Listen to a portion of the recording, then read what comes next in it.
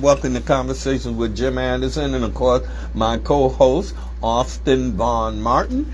And listen, this is a very serious day. The subject matter will be taken up. If you've seen the front page of the Criterion newspaper, it has sounded the alarm. And so it's about business, y'all. Is we doing what we have to do in this moment to stop some of the things that are being done to us unfairly, illegally, and in violation of agreements that exist.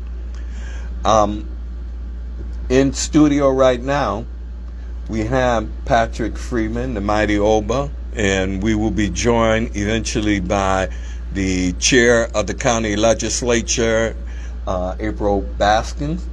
And by the way, not only is she the chair of the legislature, she is also the representative of Legislator District Number 2. And let me say a little bit more before we get into this.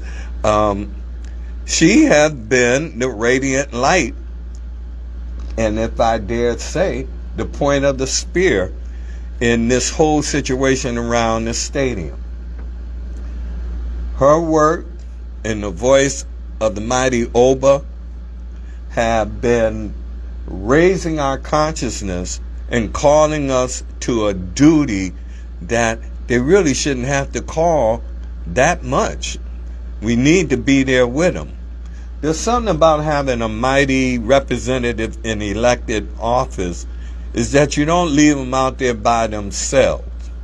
And we're in a situation now where, for me, she's the only elected voice that I see speaking strongly and acting strongly as it relates to the stadium situation.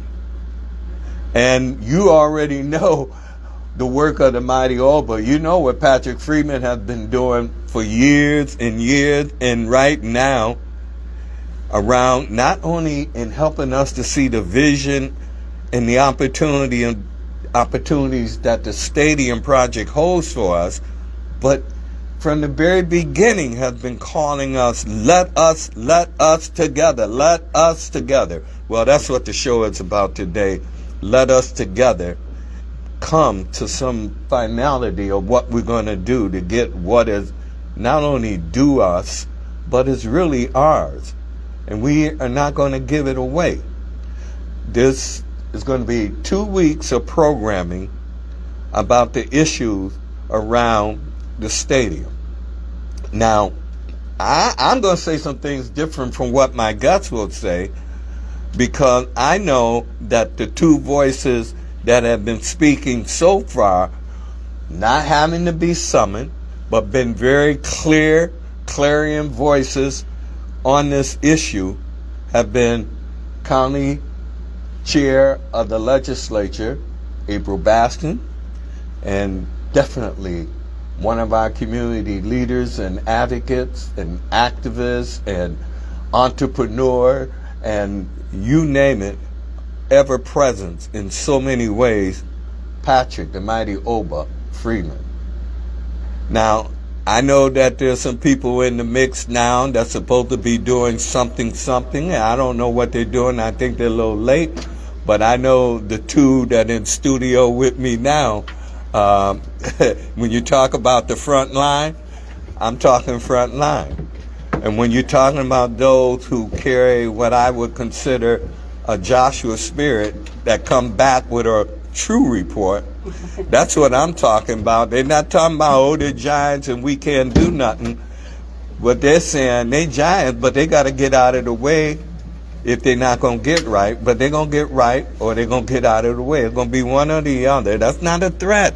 It's a must-do that we, the people, have to ensure it's done in this moment, more than high stakes. I don't think you realize how much money is involved with this project. I don't think you realize how much money is dedicated, committed to our community, to many who are engaged in business in our community who are not getting the proper road and access, not getting the invite, not getting nothing. Anyway, I'm not going to fuss because I'm a nice guy and everybody here at WUFO is a nice guy. And I really want to thank Sheila Brown for allowing us on this station to just bring our truth, our vision, and to formulate our power. Because together, change will happen. And together, you can be sure change will happen. That's not a threat, it's a call to duty. In studio, as I said, my co-host, Austin Martin, and in studio, my two guests, the chair of the Erie County Legislature and representative for District 2, April.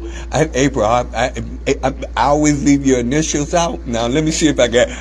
I'm going to say April N.M. Baskin. And look, I don't have to say much about it because if you've been paying attention about what's been going on and recognizing the change, you're looking and you're about to hear the voice of a change agent. And right here next to her, again, is the mighty Oba, Patrick Freeman. And I'm going to shut up and I'm going to turn the mics over to them because there's much that we need to know, catch up on, get our minds situated so that we can go forth and the kinds of action we're going to be called forth to do. And my last words will be this. Everybody's talking about no justice, no peace. Well, you got to understand that peace demands action. So if you want to see peace, which is essentially justice, it means we got to act. We have got to act. With that said, welcome County Legislator Leader, Mrs. Baskin and Patrick. Let me shut up. I want to turn these mics over to you two because I'm elated to have you both here. And this is a first for us, Legislator. I'm kind of giddy because I'm glad to have you in. Power don't have to go nowhere, but power that is serving the people and doing have no fear about going anywhere. And so I am glad to have you here. And I want to say I'm definitely on the side of those who are helping to hold up your back. And as we go forward in this struggle, I'm not going to be one standing on the sideline. There ain't no tennis match to me. I'm going to be marching with you. And I want to thank you for what you've already done. And see, it's easy for me to say some stuff, but the stakes are very high for you. I know you're surrounded by, people who claim they mean well, but they don't do so well. And it's shown in the absence of support for you when you're standing in them, right out there in the strong wind and pushing those issues that we need and must talk about. Mm-hmm. They like to stand on the sideline to say, I'm with her. I see you. I'm shutting up. Remember, the county legislature did not say that. Jim Anderson said that. Thank you. And the mic is all yours. Good morning. Thank you for having me, Mr. Anderson, and greetings to your wonderful co-host. Thank you so much. The great mighty Ova. Thank you so much. I heard your introduction or part one to this topic last week, and it was quite fruitful. And I'm happy to be here today to kind of continue the conversation because that's how we effectively make change and get progress in this situation by keeping it at the forefront of the community's information. So thank you. Well, you've done a ton of work already, and this is an opportunity for this community to catch up so that we can be on the front line with you, because some work that is being done has not been shared often enough by some folks who are probably doing good work on our behalf. I want to encourage them to be more vocal and more present as you on this issue. As far as any elected representative, yours has been the only voice I've heard. And your body of work on this issue speaks for itself. To get the kind of agreement, to lead the way for us to get the kind of agreement that you have helped to fashion, puts us in a powerful position. But we don't need to play our hand like we're not holding aces, because we are. But there's some things we got to do, and I want to give you an opportunity to bring us up to speed on not only fine-tuning us to what you have done, but what lies ahead on work that we have to do. And same for Patrick. Hoping that in this conversation that both of you just pour it on us. The community is ready. We ready. And those who ain't, you'll get ready or you'll get out of the way. No threat. I hate to sound, sometimes I feel like I'm sounding pushy, but it's such an urgent moment. Mm-hmm. Amen. Yeah, well, I just want to acknowledge those. I know that I have almost been a little bit of the face of the community benefits agreement, and then following the community benefits agreement, starting initiatives and holding accountable the construction management team to the mandates in the community benefits agreement. And I do want to acknowledge my caucus members in the county legislature for allowing me to take that lead. You can't really lead effectively unless you have a team of people behind you who support you. So there are many, many more voices, especially specifically in the county legislature's Democratic caucus, and even our colleagues across the aisle. All 11 legislators have been absolutely committed to making sure that the community benefits agreement was not just come to pass, but that it had teeth. Great. And after the fact, I think a lot of us thought that, okay, if we get a legally binding agreement that outlines exactly what the private sector needs to do in order to be in business and accept these subsidies from the public, $850 million to be exact, then we're good. But a couple months go by and we see it was business as usual up until a month ago when I began to further engage outside of my colleagues in the legislature, but the Black Chamber of Commerce, the Urban League, Mr. Freeman here, Larry Stitz, and kind of put together my own community coalition of advisors on how to hold the construction management team over the stadium accountable to what is actually outlined in the CBA. So it has been an immense community effort, from developing the CBA with partners like Open Buffalo, Partnership for the Public Good, and then from there moving forward, now we have this community coalition of African American pillars who are helping me hold the construction team accountable. I just want to thank them and uplift them, because we really wouldn't be here if everybody didn't have all hands on deck. Awesome. Well, I'm not going to stop you from shedding everything you're dropping right now. I think it's so needed, because the community is all over the place, wondering who's doing what when. Yeah. One of the things is the stuff not getting out early enough so that there could be real opportunity to participate or take advantage of what might be some of the offers. I think also, along with the fact that we got a lot of small businesses that seemingly almost seem like too small to be able to compete on their own, and they need a hand up in order to find a avenue into this, and wondering what kind of work around that part is being done. But like I already know, this is a moving train, and your update is the most. What is it? The most the knowledgeable, because we're getting it from those of you who are at the front and driving this bus, and it helps to bring us who've been getting little pieces now and then. So I don't want to stop you from anything. I think it'd be helpful to give a little bit of a remixed timeline. So you think we finally, back to 2021, we finally get to a place in the community where we have an understanding of COVID-19. We are in a place where people are not dying by hundreds of fatalities a day. Vaccinations are made available to the masses, and then boom, the county legislature hears that the Buffalo Bills are seeking a new stadium. So that wasn't something that we had been privy to for years and years and years in order to prepare. And it's hard when you are trying to lead and find benefits and upward mobility for communities that are oppressed and impoverished, because we tend to always be leading from a place of responding to decisions that have already been made rather than being proactive and getting in front of them. And I believe that had we known that this new stadium deal was going to be coming down the pipeline, we could have been better prepared and better organized to respond. But it was what it was. There was also, and I know, Pat, you touched on this last week, a study that the Bills had privately funded, and it was a private study, so they were not sharing it with the general public, of location, where they wanted the stadium to be.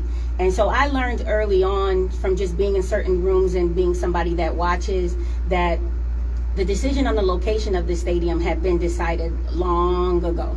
And there are people who have committed 20 years of their career to advocating for an economic investment like a new stadium to happen in downtown Buffalo. But I could see that train had left the station. And there were many people who were in the community very passionate about being vocal about putting the stadium in Buffalo. And I supported that. You never know what could happen when an echo chamber of voices come together and make demands. However, I also knew what was going on in the private rooms, and they were moving forward with the stadium to exist out in Orchard Park. So I said, what do we do? Do I join this coalition in my bully pulpit in demanding a stadium in Buffalo? Or do I accept the fact that there are people who are making quick decisions to put this stadium in Orchard Park, and what exactly is our community going to get out of it? And that's when my office developed the concept of the community benefits agreement. And that is a deal or an agreement that is made nationwide with communities when new stadiums are being built. We spent 2 years negotiating the details of a community benefits agreement. I met with over 24 of community coalitions to assess what their needs were. And we ended up coming up with a document. The county executive supported myself and 2 other members of the legislature coming to the negotiation table with him. And we fought for some very, very specific things. Some huge victories are, even after construction is done, the Bills are going to be liable to use minority concessionaires, vendors, and suppliers in the stadium for the totality of the lease, which is 30 years. We got $100 million of investments into the city of Buffalo in the community benefits agreement. We worked on something that's very, very important, like transportation, food insecurity, youth training. All of these things have to be a part of those investments. We had a transportation hub is identified, a youth mentorship program that doesn't just focus on sports, but administrative sports careers, where 50% of the enrollees have to come from disadvantaged backgrounds, because we want to expose our children, specifically marginalized children, to other lucrative opportunities in sports outside of just being the athlete. And then the biggest thing was the commitment to construction. The commitment to construction aligns with the state's MWBE goals. When a construction project, a public works project, takes public dollars, they need to meet a goal of 30% utilization of minority and women. And then on ours, there's a 6% inclusion for disabled veteran businesses as subcontractors. There was a workforce component in the CBA. There is a workforce component in the CBA that says that 15% of the workforce has to be local, and 50% of the 15% have to be minority and women. So we fought hard. That was 2 years of just one, trying to get into the room, because county legislators are not typically involved in negotiating the Bills deal, and getting a community benefits agreement out of it. The last time we negotiated Bills deal was 2013. $130 million was negotiated in stadium upgrades to keep the Bills here till 2023, and we had no community benefits agreement. So this was major, and there are other communities across the country that are getting community benefits. The Tennessee Titans, 30 million. Atlanta Falcons, City of Atlanta, 30 million. I mean, we got 100 million. Ours is a really, really high number, and we got some good things in it. So we passed it, we're celebrating, we're excited, and then we start to notice the construction management team, who is identified in the CBA to have to create smaller scopes of work, meaning right-sized construction bid packages, meaning you look at what is actually available in Buffalo and Erie County in terms of subcontractors that fall within being certified as a minority or a woman or a disabled veteran according to the state's guidelines. What's there, and then what is their capacity? Create scopes of work so that they could compete based on their capacity. We're not going to do it business as usual, where we say, okay, we have to meet these goals. We rely on the prime contractor to decide how much of the project he wants to give to a subcontractor that's disenfranchised, and then maybe it works out, or maybe we just get a good faith effort waiver at the end of the project. So we were very intimate and intentional, and had a year's worth of conversations about that. A couple months ago, after the groundbreaking, we weren't seeing scopes of work rolling out that identified with what we agreed to in our legally binding agreement. And we brought that to the attention of the Bills, of Legends, and of the Gilbane Turner Construction Group. And, we kind of, did a song and dance for a while before I realized, like, look, bid packages are going out. They are spending money. They are hiring primes, and they are not doing anything different than they would usually do on a major construction project. And that is a problem.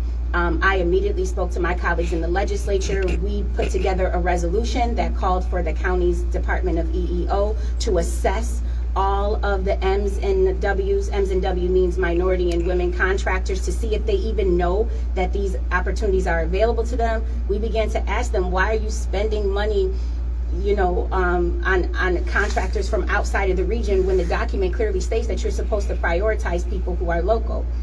And it got a little contentious, especially after the resolution passed. But then that's when we built the community coalition. I reached out to the Mighty Oba, the Black Chamber of Commerce, the Urban League, Northland Workforce Training Center, Larry Stitz, who has an extensive background in construction compliance. And we put together our own community committee and began to ask very, very hard questions. Once we did that, Turner Construction sent up their diversity, equity, inclusion person to start to lead.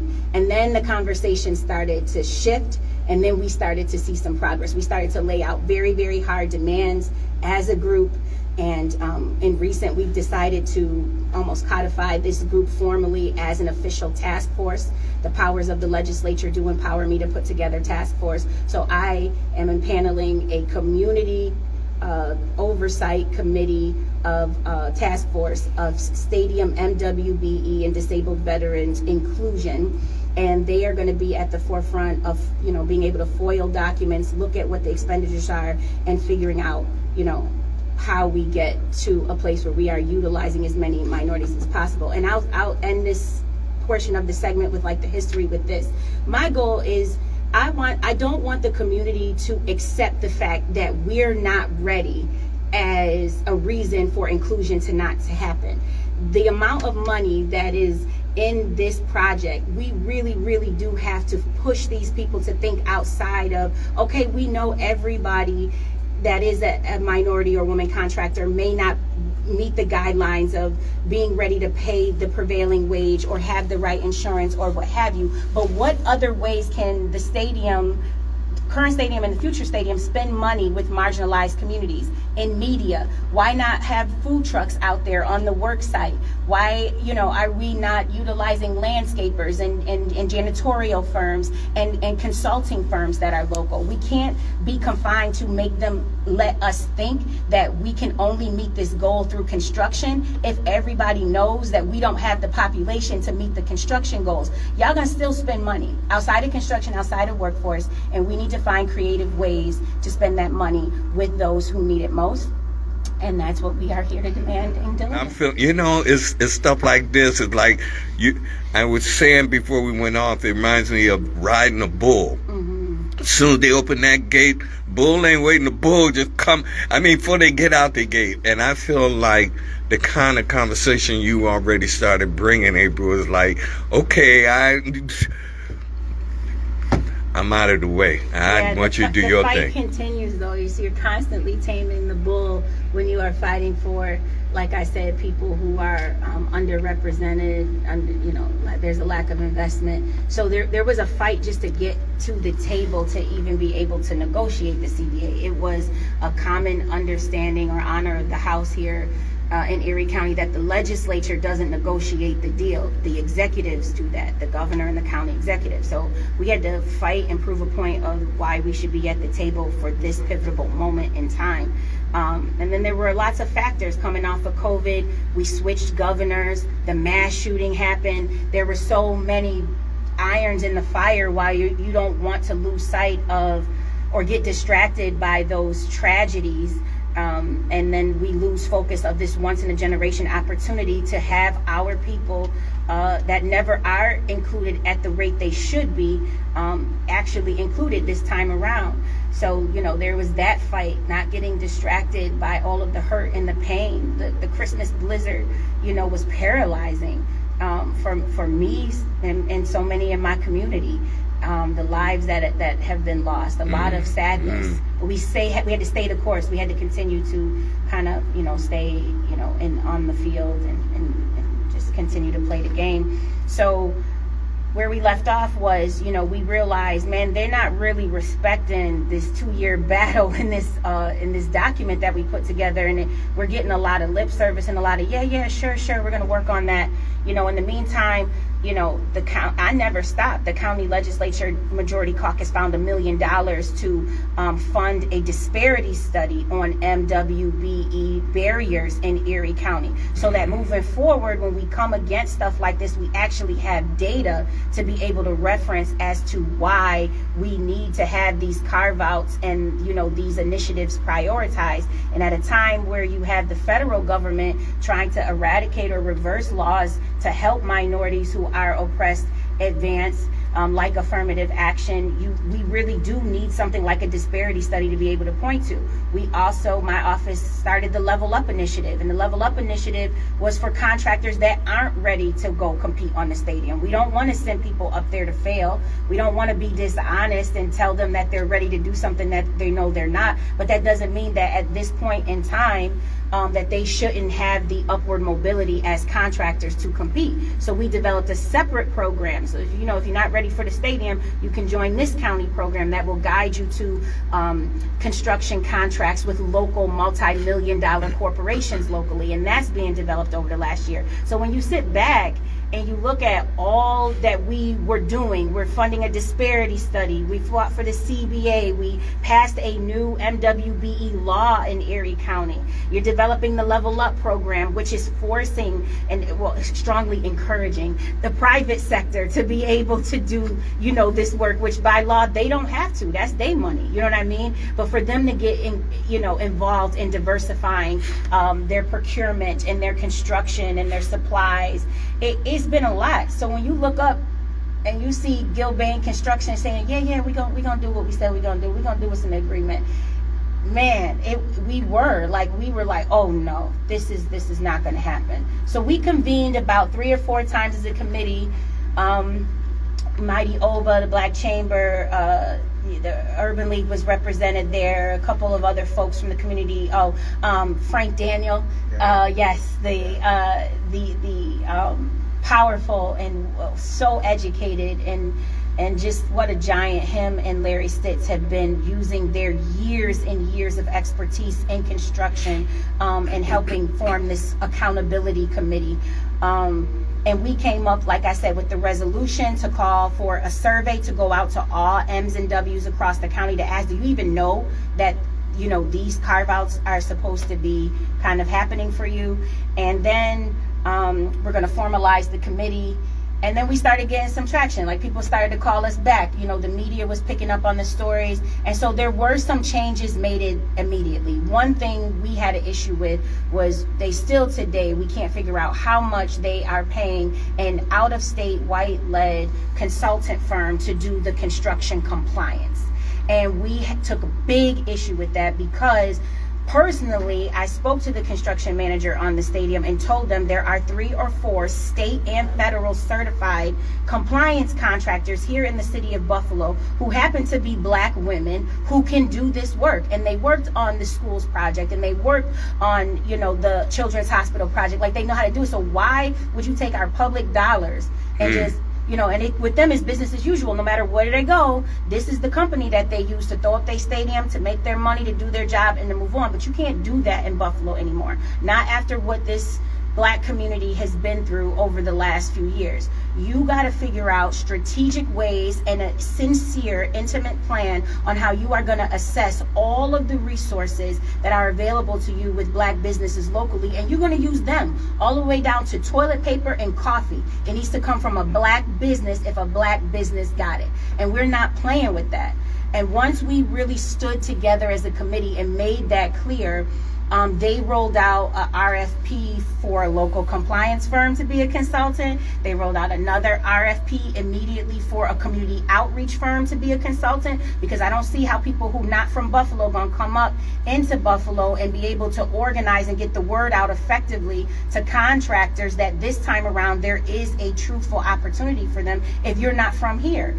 And they also were having these Meet the Prime events where subcontractors needed to go out to Orchard Park in the middle of the day or early in the morning on a weekday and meet a prime contractor with the hopes that the prime contractor will pick them out of a pool of other contractors and say, okay, you can be my subcontractor when I go to bid. And that process is flawed. That gives way too much power to the prime. I don't like that. I am passionate about finding ways as I grow my knowledge in this space on changing that. But part of the CBA was, no, we're not relying on the prime, we're relying on you, the managing contractor who's been hired and to do the diversification and carve out the scope of work and find the capable subcontractor and do the matching. And so they hired some local people. They put out an RFP. Right. And so now we are awaiting those outcomes and those kind of results, in addition to creating another list of kind of demands that we need to see come out of this from the construction management firm.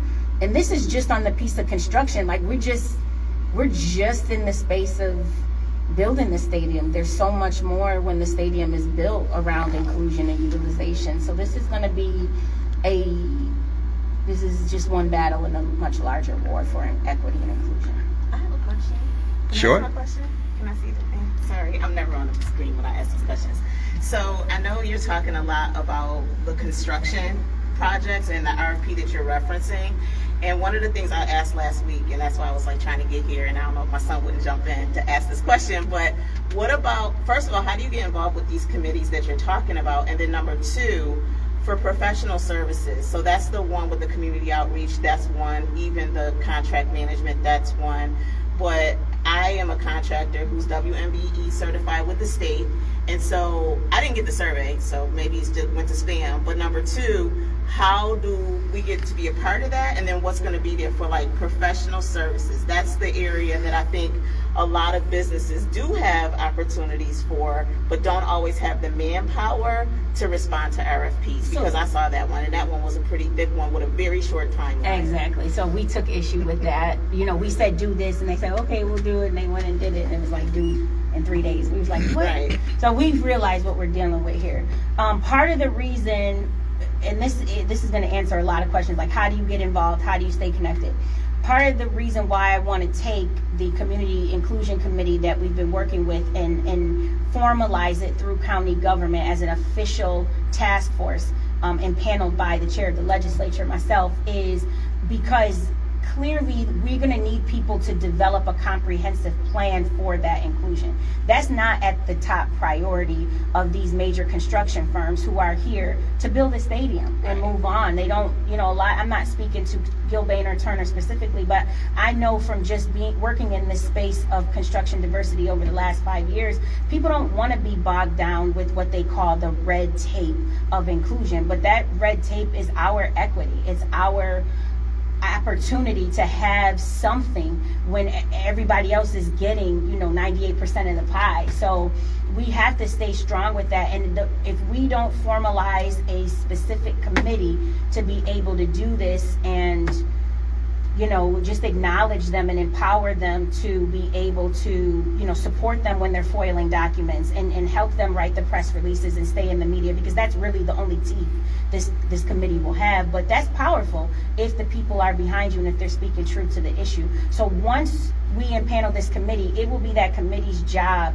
to work with Gilbane and Turner and advise myself and the county legislature on ways to be more inclusive outside of subcontracting and workforce, of spending dollars local and prioritizing businesses who are the neediest. So it's going to take a comprehensive plan, and I plan that after that committee convenes, we want them to develop bylaws. We want it to be as formal as possible, because people will try to peel us off. People will try to downplay the committee, but the community has to empower this committee and get behind it. And so developing a comprehensive plan of supplies, food. I don't see why we don't have minority-owned food trucks out at the work site right now. That is a way of being able to reinvest into the community. I mean, those guys that are out there now have to eat. You know, they drink coffee. Why isn't it local Buffalo coffee? You know what I mean? Why isn't it unapologetic coffee? Why isn't it Golden Cup coffee? Why is it, you know what I'm saying? So we have to think about things like that. And that's going to be through us organizing that committee. How can you get involved?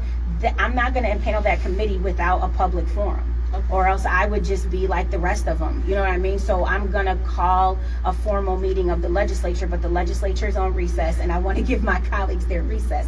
And out of respect for them and their expertise in this area, we have members of the Democratic caucus in the legislature that are small business owners, that are attorneys, that have backgrounds in finance, that can contribute to how this committee should be formalized and empowered. And if you have the legislature behind you and backing you, then it's going to be, you know, more steam in the engine to be able to develop a plan that we collectively, as the governing body, demand from Gilbane and Turner to kind of follow. We want all of us. I don't speak for my colleagues' office often, but I know that all 11 of us really care about small businesses being able to thrive in Erie County. I specifically care about marginalized Black and Brown and Latino owned businesses thriving. And with that care being at the forefront of the legislature, if we can put together a specialized task force to develop a comprehensive plan of inclusion, you know, to say even when it comes to cleaning bathrooms, if there's a janitorial firm that can do it, pay them to do it, give them the contract. And that's the goal here. And we as a community have to stop using their talking points. Oh, these contractors aren't ready. They don't know this. They don't have that. They don't have the insurance policies. They can't pay the prevailing wage. That's been the case always.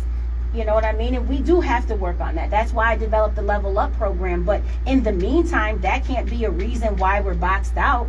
They still spending our money. And they should be spending it with us. So the Level Up program, so for young people or newer businesses, like, and when I say professional services, like if they had training around safety, if they have things that are what people refer to as soft skills but still necessary, I think there's a big pool of people that could apply for those opportunities. Is that what you mean when you say you'll have your committee? It's called like soft cost is what right. Larry Stitz references it. So, you know, yeah, anybody from an engineer to, you know, those types of folks. We know that the stadium construction group is spending money on those items, and we're just asking that we don't just look at the list of certified businesses in construction and in workforce, because that's what's mandated by state law, but that we get creative in ways to where even when they're spending their soft costs, you know what I'm saying, that they're thinking about how to spend it local. And the Level Up initiative is not for new businesses. The Level Up initiative is for businesses who are sustaining, who have a brand, and who are getting up every single day and being the backbone and the pillars of our community. However, they still are struggling with advancing towards a wealth pattern to be able to pass that business down. It's to get businesses that are doing well out of the place of plateauing in their business acumen and into rooms and in with corporations that they usually wouldn't be in. So I don't want to confuse the public. It's not about if you have an idea for a business or a business startup, but it's definitely to help push businesses that are thriving, that are doing well to a place of thriving. Oh, and that's already started.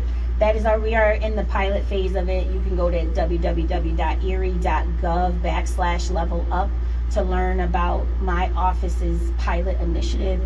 It'll formally roll out next spring in county government, and right now we're working with 45 Black-owned businesses and 25 local multi-million-dollar corporations, and pairing them directly with right-sized contract opportunities so that these businesses can start to get into the corporate networks and corporate rooms where they have a hard time to be. I got to tell you, I'm just delighted to hear you say all that you say. Truly, we're in a moment of getting beyond the games that are played on us to not letting the games be played. And the build up to that is step by step. And what I not only just heard you say, but also, again, your body of work so far has been leading forward. I think about Amanda Gorman, and immediately the thing that comes to mind, talking about the hill we climb. Mm-hmm. I mean, look, your voice is fresh on this and strong. I do not recall, and this is I'm not shaming nobody, but this is just truth, a legislator coming in here saying on air with great honesty the way you have about the tricks that you're confronting and the fight that you engaged in and dealing with it, and at the same time calling this community forward to be strengthened and not to lose heart, because we're making way. We didn't get in this condition overnight. We won't get out of it overnight. Right. But if we stay together, we're going to be all right. Yeah. I hear it. Look, I'm always thinking of Adam Clayton Powell. And he's always saying, walk together, children, and don't you grow weary. Your voice is in that stream. Your voice carries the kind of tonage that anybody, listeners, I know you listening, and you probably sitting smiling and mesmerized. Because, look, all I can say, from what I've heard, what I've seen, and what I've read on the things that you provided, this is a different kind of legislator. And I want to be with you on this. I want to tell you everything you do around this stadium deal. These mics are open. Level up. I would love to be part of helping to expand the conversation and opportunities that come with it, and breaking new ground into the insights as we learn all the games that for so long been used to make us think we ain't much and can't do much. We got a leader, y'all. I'm just saying, we got a leader, and we got people who are ready to walk with you. And that's why I'm able to lead. I mean, you can't lead on issues if you don't have colleagues who believe in your cause, who have a shared moral compass, like I have in the county executive polling cars, like I have in Governor Hochul, like I have in our state delegation, and my colleagues in the legislature, like I have in the Black Chamber of Commerce and the local urban league. I mean, this has been years and years and years of work with community organizations really saying, here's the information that you need. April helping me become more astute on topics. I don't come from construction. I heard you say that. You and Patrick both, right? We don't know this stuff, but right. I sit back in rooms now. We sit at tables and we be talking the jargon and stuff, and I'm like, wow, where did that come from? See? That came from the people. That came from Black contractors who believe in the fact that I'm serious about change, educating me about what really goes on, and these are the terms, and this is what they try to do. You know, stuff like that comes from a Frank Daniel, and even our partners at the building trades. You know, the building trades have a long history of not being diversified, and right now the leadership there is really, really open to working with me and to helping me understand nuances and barriers that they face to diversify the union halls. So there's a lot there, and I think one thing that I learned from back in 2018 when I first came into office in terms of community organizing is there's a time and a place for everybody to come together, but that's not always what you need at all times. And I don't say that from a place of being a professional organizer, because I'm not, but I just say that as an elected official and as a policymaker who desires to become a great statesman, that I like these cohort meetings. So I'll meet with people, contractors who are signatory to the union, and then I'll meet with Black leaders from the union. And then I'll meet with people who prefer not to engage because they just don't have the sustainability to be able to do that with the unions. And then I'll meet with people who do training, and I'll meet, and all these separate meetings around the space of construction is how we're able to be so tough and negotiate right now. I mean, Turner and Gilbane Construction have taken their Meet the Prime events from mornings out in Orchard Park, and they brought it to the Meriwether Library. They're bringing it to Mount Olive Church in Lackawanna next week, and they're going to do some in the city of Tonawanda, and they're going to come back to the Northland Workforce Training Center, and they're leaving Orchard Park and they're coming to the people. And that's a reflection of the people working together on this issue in their specific areas.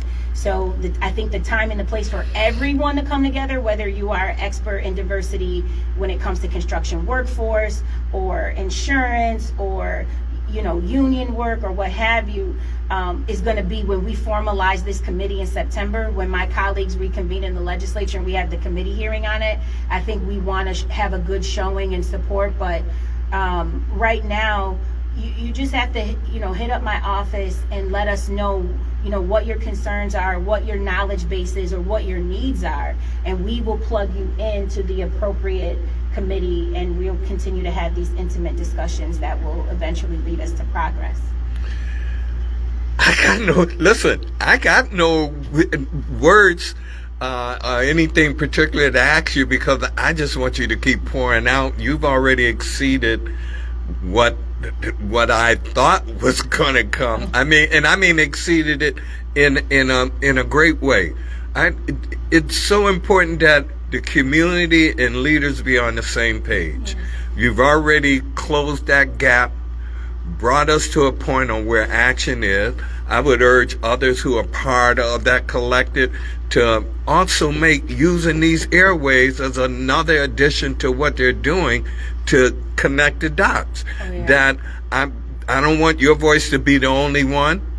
I want your voice to ever be present, but I want to hear the chorus of others who are helping to drive it deeper into the community. And I think, honestly, what you presented here this morning, to me is like community. Ain't no fussing. It's work time. Yeah, we're gonna get to it. We're gonna get to it. Right. There are a couple of things that we still need to see. We still need to get done. One is we need to have that committee meeting in the legislature and formalize the task force and empower them as a community that they are going to be our go-to to hold this process of inclusion with the stadium deal accountable, not just to workforce and subcontractor goals, which we want to meet and exceed, but we know the reality is we may not, so we can make that up in other areas like professional services and procurement. We want to see the action plan from Turner and Gilbane Construction that is going to outline their creative pathway to utilizing minority businesses even outside of the space of construction. And we really need to start thinking, like I said, we want to be proactive, right? And I'll let Pat speak to this, but one, we want to take what we're going to do with the task force, and we really want to make it formalized in the local law some way, so that anytime we have a major construction project here in Erie County, that there is a community MWBE task force that gets to meet directly with the major construction firm that's coming into town to develop it. Because that's what the building trades did when it came to the project labor agreement with the lease deal. I didn't negotiate that. The county executive didn't negotiate that. The governor didn't negotiate that. The building trades themselves, as an organized union of people, but unions. Yep. They directly negotiated that with the Buffalo Bills, and I think the minority and community of construction folks need to do that as well. And I would also like to see a committee of Black developers come together and start thinking strategically about the public parcels of land around the stadium. I know that it's very uncommon from my recent studies that you build a new stadium and then you don't start to build entertainment around the stadium, hotels, resorts, restaurants. And there are 2 parcels of land right now where SUNY ECC South exists. There's another parcel of land close by it that is owned by the town of Orchard Park. And I just feel like we really need to get to a place where we start thinking about how we're going to be included on any development that happens around the stadium as well. Wow. You listeners, I know you want to say more, but you got to tune in next week. There's so much more. And I could not interrupt the legislative leader because you brought so much. It's enriched us already. I'm going to tell you, you need to show up for class next week, y'all, and we're gonna take it higher. And I'm going to give Patrick the last word. It's probably only be a couple of words because Lena gave us the signal. But Patrick, your comments will be the final comments as we go off the air. I appreciate that, and I was here as a support capacity for this great lady. She's a tremendous leader, a tremendous elected official, and she has stood tall on this endeavor, and I can easily stand with her and behind her to back her up, and I ask that the community do the same thing, and all elected officials stand with her. Whenever she's putting out policy, our job is to stand with her and stand proud, but also remember one thing I would like to share with you. Over these airways, Miss Sheila Brown is the owner of the station. She has gotten no advertisement. Neither has the Challenger, and neither has the Buffalo Criterion newspaper. They need advertisement and representation in this project also. So amen. Well, that's it. We out, y'all. Have